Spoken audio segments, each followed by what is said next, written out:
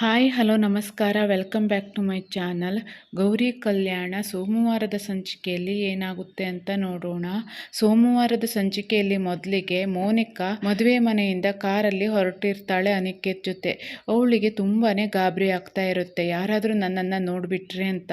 ಹಾಗೆ ಮೋನಿಕಾ ಅನಿಕೇತ್ ಹತ್ರ ಸ್ವಲ್ಪ ಗಾಡಿನ ಜೋರಾಗಿ ಓಡಿಸು, ಈ ಊರು ದಾಟೋವರೆಗೂ ನನಗೆ ಉಸಿರು ನೆಟ್ಟಗೆ ಬರಲ್ಲ, ಯಾರಾದರೂ ನಮ್ಮನ್ನು ನೋಡಿಬಿಟ್ರೆ, ಯಾರಾದರೂ ಫಾಲೋ ಮಾಡ್ತಿದ್ರೆ ಏನು ಮಾಡೋದು ಅಂತ ಗಾಬರಿಯಿಂದ ಪ್ರಶ್ನೆ ಮಾಡ್ತಾಳೆ. ಅದೇ ಟೈಮ್ಗೆ ಚಿನ್ನು ಹಾಗೂ ಪಣ್ಣಿ ಇಬ್ಬರು ಸ್ಕೂಟಿಯಲ್ಲಿ ಹುಡುಕ್ತಾ ಬರ್ತಾ ಇರ್ತಾರೆ ಮೋನಿಕಾನ. ಹಾಗೆ ಅನಿಕೇತ್ ಮೋನಿಕಾ ಗಾಬರಿನ ಕಂಡು ಅನಿಕೇತ್ ಅವಳನ್ನು ಸಮಾಧಾನ ಮಾಡೋಕ್ಕೆ ನೋಡ್ತಾನೆ. ಹಾಗೆ ಅವನು ಅವಳ ಹತ್ರ ರೊಮ್ಯಾಂಟಿಕ್ ಆಗಿ ಮಾತಾಡ್ತಾನೆ. ನೀನು ಜೊತೆಯಲ್ಲಿರುವಾಗ ನನಗೆ ಪ್ರಪಂಚದ ಚಿಂತೆ ಇಲ್ಲ, ಮೈಲೇಜ್ ಬಗ್ಗೆಯೂ ಯೋಚನೆ ಇಲ್ಲ, ನಮ್ಮ ಹೊಸ ಜೀವನಕ್ಕೆ ನಾವು ಕಾಲಿಡ್ತಿದ್ದೇವೆ, ಈ ಕ್ಷಣವನ್ನು ಎಂಜಾಯ್ ಮಾಡು ಅಂತ ಹೇಳ್ತಾ ನಿನ್ನ ಮುಖದಲ್ಲಿರೋ ಗಾಬರಿ ನನಗೆ ಮತ್ತಷ್ಟು ನೀನು ಸುಂದರವಾಗಿ ಕಾಣಿಸೋ ಥರ ಮಾಡಿದೆ ಅಂತ ತಮಾಷೆ ಮಾಡ್ತಾನೆ.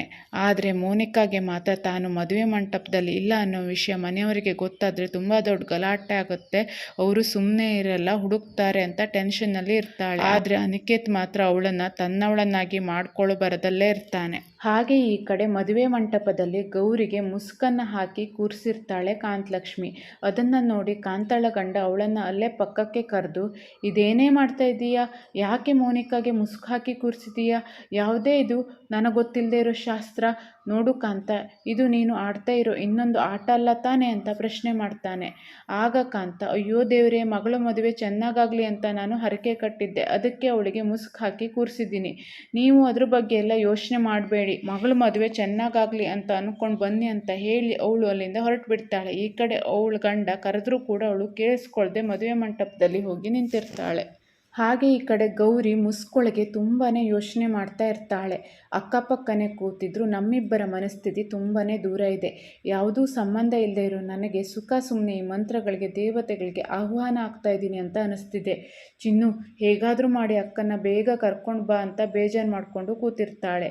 ಹಾಗೆ ಈ ಕಡೆ ಚಿನ್ನು ಮೋನಿಕನ ಹುಡ್ಕೊಂಡು ಊರೆಲ್ಲ ಅಲಿತಾ ಇರ್ತಾಳೆ. ಹಾಗೆ ಪನ್ನಿ, ಅಕ್ಕ, ಈ ಥರ ನಾವು ಊರೆಲ್ಲ ತಿರುಗ್ತಾ ಇದ್ದರೆ ಆಗಲ್ಲ, ಅಕ್ಕ ನಮಗೆ ಸಿಗಲ್ಲ, ಒಂದ್ಸಲ ಹೈವೇಗೆ ಹೋಗೋ ರೋಡ್ಗೆ ಹೋಗಿ ನೋಡ್ಕೊಂಡು ಬರೋಣ, ಅಲ್ಲಿ ಸಿಕ್ಕಿದ್ರೂ ಸಿಗ್ಬೋದು, ಅವಳಿನ್ನು ಊರು ಬಿಟ್ಟು ಹೋಗಿರೋ ಚಾನ್ಸ್ ಇಲ್ಲ ಅಂತ ಹೇಳ್ತಾನೆ. ಹಾಗೆ ಚಿನ್ನು, ಪಣ್ಣಿ, ಅಕ್ಕ ಸಿಗಲಿಲ್ಲ ಅಂದರೆ ಮದುವೆ ಮನೆಯಲ್ಲಿ ಗೌರಕ್ಕಂಗೆ ತುಂಬ ತೊಂದರೆ ಆಗುತ್ತೆ ಕಣು ಅಂತ ಬೇಜಾರಿಂದ ಹೇಳ್ತಾ ಇಬ್ಬರು ಮೋನಿಕನ ಹುಡ್ಕೊಂಡು ಹೊರಡ್ತಾರೆ. ಹಾಗೆ ಈ ಕಡೆ ವಿವೇಕ್ ಗೌರಿ ಹತ್ರ, ಮೋನಿಕಾ ಈಗ ಹೇಗಿದೆಯಾ, ಬೆಳಗ್ಗೆ ತಲೆ ತಿರುಗಿ ಬಿದ್ದಿಯಂತೆ, ಈಗ ಓಕೆನಾ ಅಂತ ಪ್ರಶ್ನೆ ಮಾಡ್ತಾನೆ. ಆದರೆ ಗೌರಿಗೆ ಏನು ಹೇಳಬೇಕು ಅಂತಲೇ ಗೊತ್ತಾಗಲ್ಲ, ತುಂಬಾ ಟೆನ್ಷನಲ್ಲಿ ಕೂತಿರ್ತಾಳೆ.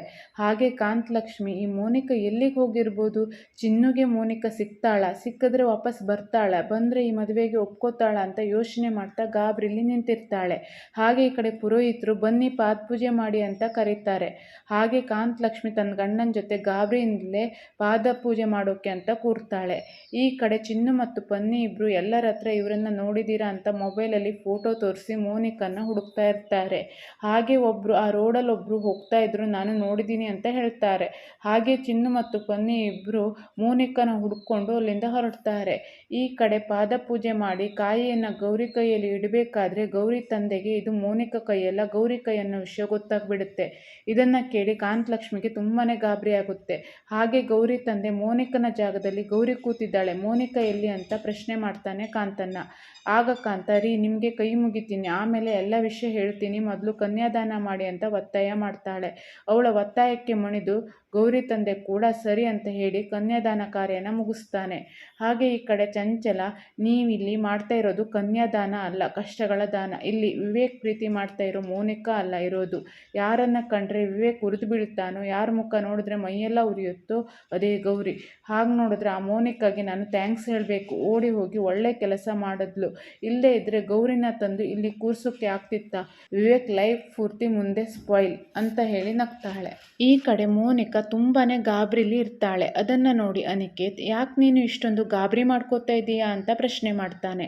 ಆಗ ಮೋನಿಕಾ, ನಾನು ಮೋಸ ಮಾಡಿ ಬಂದಿರೋದು, ಅದು ಮೋಸ ಮಾಡಿ ಬಂದಿರೋದು ಯಾರಿಗೆ ಅಂದರೆ ದೀನಾ ಮತ್ತು ಅವ್ರ ಫ್ಯಾಮಿಲಿಗೆ, ನನ್ನ ಟೆನ್ಷನ್ ನಿನಗೆ ಅರ್ಥ ಆಗ್ತಾ ಇಲ್ಲ ಅಂತ ಹೇಳ್ತಾಳೆ. ಆಗ ಅನಿಕೇತ್, ನಾನು ಕೂಡ ಅದೇ ಫ್ಯಾಮಿಲಿಗೆ ಸೇರಿದವನು, ನೀನು ನನಗೆ ಸಿಕ್ಕಿರೋದೇ ಬಿಗ್ಗೆಸ್ಟ್ ಅಚೀವ್ಮೆಂಟ್, ಮೋನಿಕಾ, ಮುಂದೆ ನಿನ್ನ ಪ್ರತಿಯೊಂದು ಸಣ್ಣ ವಿಷಯ ಕೂಡ ನಂದೇ ರೆಸ್ಪಾನ್ಸಿಬಿಲಿಟಿ, ಧೈರ್ಯವಾಗಿರು, ನಾನಿದ್ದೀನಿ ತಾನೆ ಅಂತ ಹೇಳ್ತಾನೆ. ಆದರೆ ಮೋನಿಕಾ ಮೋನಿಕಾಗೆ ಮಾತ್ರ ಭಯ ಹಾಗೇ ಇರುತ್ತೆ. ಈ ಕಡೆ ಗೌರಿ ತಂದೆ ಕಾಂತನ ಕರೆದು, ಕಾಂತ, ಅಲ್ಲಿ ಕೂತಿರೋದು ಗೌರಿ ಅಲ್ವಾ? ಚಿಕ್ಕವಳಿದ್ದಾಗಿಂದ ನಾನು ಅವಳನ್ನು ನೋಡ್ತಾ ಬಂದಿದ್ದೀನಿ. ಅದು ಅವಳದ್ದೇ ಕೈ. ಎಲ್ಲಿ ನಿನ್ನ ಮುದ್ದಿನ ಮಗಳು ಮೋನಿಕಾ ಅಂತ ಪ್ರಶ್ನೆ ಮಾಡ್ತಾನೆ. ಆಗ ಕಾಂತ, ಎಲ್ಲರಿ ಅಲ್ಲಿ ಕೂತಿರೋದು ಮೋನಿಕಾನೇ ಅಂತ ಸುಳ್ಳು ಹೇಳೋಕ್ಕೆ ಹೋಗ್ತಾಳೆ. ಆಗ ಅವಳ ಗಂಡ, ಬಾಯಿ ಮುಚ್ಚು ನೀನು, ನನಗೆ ಗೊತ್ತಿಲ್ವ ನನ್ನ ಮಗಳು ಯಾರು ಅಂತ? ಮುಸ್ಕ್ ಹಾಕಿ ಕೂರಿಸಿರೋದು ಇದೇ ಕಾರಣಕ್ಕ? ಗೌರಿ ಅಲ್ಲಿ ಕೂರೋವಳೇ ಅಲ್ಲ, ಆದರೂ ಕೂತಿದ್ದಾಳೆ ಅಂದರೆ ಏನಾಯ್ತು, ಏನು ಮಾಡೋಕ್ಕೆ ಹೊರಟಿದೀಯಾ ಅಂತ ಪ್ರಶ್ನೆ ಮಾಡ್ತಾ, ನನ್ನ ಮಗಳು ಪ್ರಪಂಚದಲ್ಲಿ ಯಾರ ಮೇಲೂ ಕೋಪ ಮಾಡ್ಕೊಳ್ಳಲ್ಲ, ಆದರೆ ಈ ವಿವೇಕನ ಕಂಡ್ರೆ ಯಾಕೋ ಬೆಂಕಿ ಥರ ಸಿಡಿತಾಳೆ. ಅವನನ್ನು ಕಂಡ್ರೆ ಸಿಡಿಯೋ ಅವಳು ಇವತ್ತು ಮೌನವಾಗಿ ಅವನ ಪಕ್ಕ ಕೂತಿದ್ದಾಳೆ ಅಂದರೆ ಅವಳ ಮನಸ್ಸು ಹೇಗೆ ವಿಲವಿಲ ಅಂತ ಒದ್ದಾಡ್ತಿರ್ಬೋದು. ಅವಳು ನೋವು ನಿನಗೆ ಅರ್ಥ ಆಗ್ತಾ ಇದೆಯಾ? ಯಾಕೆ ನನ್ನ ಮಗಳು ಅಲ್ಲಿದ್ದಾಳೆ ಹೇಳು ಅಂತ ತುಂಬಾ ಒತ್ತಾಯ ಮಾಡ್ತಾನೆ. ಆಗ ಕಾಂತ ಏನೂ ಮಾತಾಡದೆ ಸುಮ್ಮನೆ ನಿಂತಿರ್ತಾಳೆ. ಆಗ ಗೌರಿ ತಂದೆ, ನೀನು ಏನೂ ಉತ್ತರ ಕೊಡಲ್ಲ, ಇರು, ನಾನೇ ಹೋಗಿ ಗೌರಿ ಮುಖಕ್ಕೆ ಹಾಕಿರೋ ಮುಸ್ಕನ್ನು ತೆಗೆದು ಅವಳನ್ನೇ ಪ್ರಶ್ನೆ ಮಾಡ್ತೀನಿ. ಅವಳು ಖಂಡಿತವಾಗೂ ಅಪ್ಪನ ಹತ್ರ ಎಲ್ಲ ವಿಷಯನೂ ಹೇಳ್ತಾಳೆ ಅಂತ ಹೇಳಿ ಹೊರಡ್ತಾನೆ. ಆಗ ಕಾಂತ ಅವನನ್ನು ತಡೆದು, ಬೇಡ ರೀ, ಹೋಗಬೇಡಿ, ನಾನೇ ಹೇಳ್ತೀನಿ ಅಂತ ಹೇಳಿ ಮೋನಿಕಾ ಮಂಟಪದಲ್ಲಿ ಇಲ್ಲ, ಮದುವೆ ಇಷ್ಟ ಇಲ್ಲ ಅಂತ ಲೆಟರ್ ಬರೆದಿಟ್ಟು ಎಲ್ಲೋ ಓಡ್ ಹೋಗ್ಬಿಟ್ಲು, ನನ್ನ ನಂಬಿಕೆಗೆ ಕುತ್ತಿಗೆ ಹಿಸಿದ್ಬಿಟ್ಲು ಅಂತ ಹೇಳ್ತಾಳೆ. ಅವಳ ಮಾತನ್ನು ಕೇಳಿ ಗೌರಿ ತಂದೆಗೆ ಏನು ಹೇಳಬೇಕು ಅಂತಲೇ ಗೊತ್ತಾಗಲ್ಲ, ತುಂಬ ಗಾಬರಿ ಆಗ್ತಾನೆ. ಹಾಗೆ ಈ ಕಡೆ ಅನಿಕೇತ್ ತನ್ನ ಮನಸ್ಸಲ್ಲಿ, ಇವಳು ನೋಡೋಕೆ ಸಖತ್ ಮಾಡರ್ನ್ ಆಗಿದ್ದಾಳೆ, ಜೊತೆಗೆ ಕೋಟಿ ಕೋಟಿ ದುಡ್ಡು, ಇವಳನ್ನ ಮದುವೆಯಾಗಿ ಎಲ್ಲಾದರೂ ಫಾರಿನ್ಗೆ ಹೋಗಿ ಸೆಟ್ಲ್ ಆಗಿಬಿಟ್ರೆ ನನ್ನ ಲೈಫ್ಗೆ ಸೆಟಲ್. ಅನಿಕೇತ್, ನೀನು ನಿಜಕ್ಕೂ ಸ್ಮಾರ್ಟ್ ಕಣೋ ಅಂತ ಮನಸ್ಸಲ್ಲೇ ಮಂಡಕ್ಕಿ ತಿಂತಾ ಇರ್ತಾನೆ. ಈ ಕಡೆ ಮೋನಿಕಾ ಕೂಡ, ಅಂತೂ ನನ್ನ ಲೈಫ್ ಸೆಟಲ್ ಆಯಿತು, ಇವನೊಬ್ಬ ರಿಚ್ ಅಷ್ಟೇ ಅಲ್ಲ, ಸಖತ್ ರೊಮ್ಯಾಂಟಿಕ್ ಕೂಡ, ಇವನ ಆಸ್ತಿ ನೋಡಿಕೊಂಡ್ರೆ ಸಾಕು, ಮತ್ತೆ ಆ ಕಷ್ಟದ ದಿನಗಳನ್ನು ನೆನಪು ಮಾಡ್ಕೊಳ್ಳೋ ಅವಶ್ಯಕತೆನೇ ಇಲ್ಲ. ಹೇಗೋ ಮಾಡಿ ಇವನನ್ನು ಬಲೆಗೆ ಬೀಳಿಸ್ಕೊಂಡಿದ್ದೀನಿ, ಬಿಡೋ ಮಾತೇ ಇಲ್ಲ, ಆದಷ್ಟು ಬೇಗ ಅಂತ ಅಂದ್ಕೊಳ್ತಾ ಗಾಡಿ ನಿಲ್ಲಿಸೋ ನಿಕೇತ್ ಅಂತ ಗಲಾಟೆ ಮಾಡ್ತಾಳೆ. ಹಾಗೆ ಕಾರಿಂದ ಇಳಿದು, ಇಲ್ಲೇ ಪಕ್ಕದಲ್ಲಿ ದೇವಸ್ಥಾನ ಇದೆ, ನಾವಿಬ್ಬರು ಹೋಗಿ ಮದುವೆ ಆಗೋಣ, ಮನೆಯವರೆಲ್ಲ ನಮ್ಮನ್ನು ಹುಡುಕ್ತಾ ಇರ್ತಾರೆ. ಈಗ ಆಲ್ರೆಡಿ ಮದುವೆ ಮನೆಯಲ್ಲಿ ದೊಡ್ಡ ಗಲಾಟೆನೇ ಆಗ್ತಾ ಇರುತ್ತೆ, ಮತ್ತೆ ಅವರು ನಮ್ಮನ್ನು ಹುಡುಕುವಷ್ಟರಲ್ಲಿ ನಾವು ಇಲ್ಲೇ ಮದುವೆ ಆಗೋಣ, ಆಮೇಲೆ ಯಾರು ಏನೂ ಮಾಡೋಕ್ಕೆ ಸಾಧ್ಯ ಇಲ್ಲ ಅಂತ ಅವನನ್ನು ಕರ್ಕೊಂಡು ಹೊರಡ್ತಾಳೆ. ಆದರೆ ಅವನು ಅವಳನ್ನು ತಡೆದು, ಸಾರಿ ಮೋನಿಕಾ, ನಾನು ನಿನ್ನನ್ನು ಈಗ ಮದುವೆ ಆಗೋಕ್ಕೆ ಸಾಧ್ಯ ಇಲ್ಲ ಅಂತ ಹೇಳ್ತಾನೆ. ಈ ಕಡೆ ಮದುವೆ ಜೋರಾಗೇ ನಡೀತಾ ಇರುತ್ತೆ. ಹಾಗೆ ವಿವೇಕ್ ಗೌರಿ ಹತ್ರ, ಏನೇ ಹೇಳು ಮೋನಿಕಾ, ಈ ಶಾಸ್ತ್ರ ಸಂಪ್ರದಾಯ ಅಂತ ಹೇಳಿ ನನ್ನನ್ನು ತುಂಬಾ ಕಾಯಿಸ್ತಾ ಇದೆಯಲ್ಲ, ಈ ಮುಸುಕು ನನ್ನನ್ನು ನಿನ್ನ ನೋಡೋ ಹಾಗೇನೆ ತಪ್ಪಿಸ್ಬಿಟ್ಟಿದೆ, ಯಾವಾಗ ನಿನ್ನನ್ನು ನೋಡ್ತೀನಿ ಅಂತ ಮನಸ್ಸು ಕಾಯ್ತಾನೇ ಇದೆ, ಮದುವೆ ಹೆಣ್ಣಿನ ಅಲಂಕಾರದಲ್ಲಿ ನೀನು ಹೇಗೆ ಕಾಣಿಸ್ತಾ ಇದೀಯಾ ಅಂತ ನನ್ನ ಮನಸ್ಸು ಕ್ಯಾಪ್ಚರ್ ಮಾಡೋದಕ್ಕೆ ಕಣ್ಣುಗಳು ಕೂಡ ಕಾಯ್ತಾ ಇವೆ, ಯಾವಾಗ ನಿನ್ನನ್ನು ನೋಡ್ತೀನೋ, ಯಾವಾಗ ನಿನಗೆ ತಾಳಿ ಕಟ್ತೀನೋ ಅಂತ ತುಂಬಾ ಎಕ್ಸೈಟ್ ಆಗಿದ್ದೀನಿ. ಹಾಗೆ ಶ್ಯಾಮ್ ವಿವೇಕ್ನ ಎಕ್ಸೈಟ್ಮೆಂಟ್ ನೋಡಿ ಅವನ ಮನಸ್ಸಲ್ಲಿರೋದನ್ನು ಕವನದ ಮೂಲಕ ಹೇಳ್ತಾನೆ. ಅದನ್ನು ಕೇಳಿ ಎಲ್ಲರೂ ನಗ್ತಾರೆ. ಈ ಕಡೆ ಗಾಬರಿಲಿ ಕೂತಿರ್ತಾಳೆ ಗೌರಿ. ಹಾಗೆ ಅವಳು ತನ್ನ ಮನಸ್ಸಲ್ಲಿ, ದೇವ್ರೇ, ನಾನು ಯಾವತ್ತೂ ತಪ್ಪು ಮಾಡಿಲ್ಲ, ನನ್ನಂಥವಳಿಗೆ ಈ ಶಿಕ್ಷೆ ಯಾಕೆ ದೇವ್ರೆ, ಈ ಅಗ್ನಿ ಪರೀಕ್ಷೆಯಿಂದ ಹೇಗೆ ತಪ್ಪಿಸ್ಕೊಳ್ಳಿ ಅಂತ ತುಂಬಾ ಗಾಬರಿ ಆಗಿರ್ತಾಳೆ. ಇಲ್ಲಿಗೆ ಸೋಮವಾರದ ಸಂಚಿಕೆ ಮುಗಿಯುತ್ತೆ. ಮತ್ತಷ್ಟು ವಿಡಿಯೋಗಳನ್ನು ನೋಡಲಿಕ್ಕೆ ನಮ್ಮ ಚಾನಲ್ನ ಸಬ್ಸ್ಕ್ರೈಬ್ ಮಾಡ್ಕೊಳ್ಳಿ, ಪಕ್ಕದಲ್ಲಿರೋ ಬೆಲ್ ಐಕಾನ್ನ ಕ್ಲಿಕ್ ಮಾಡಿ, ಇದರಿಂದ ನಾವು ಹಾಕೋ ಹೊಸ ವಿಡಿಯೋಗಳ ನೋಟಿಫಿಕೇಶನ್ ನಿಮಗೆ ಸಿಗುತ್ತೆ. ಮುಂದಿನ ವಿಡಿಯೋದಲ್ಲಿ ಮತ್ತೆ ಸಿಗೋಣ. ಧನ್ಯವಾದಗಳು.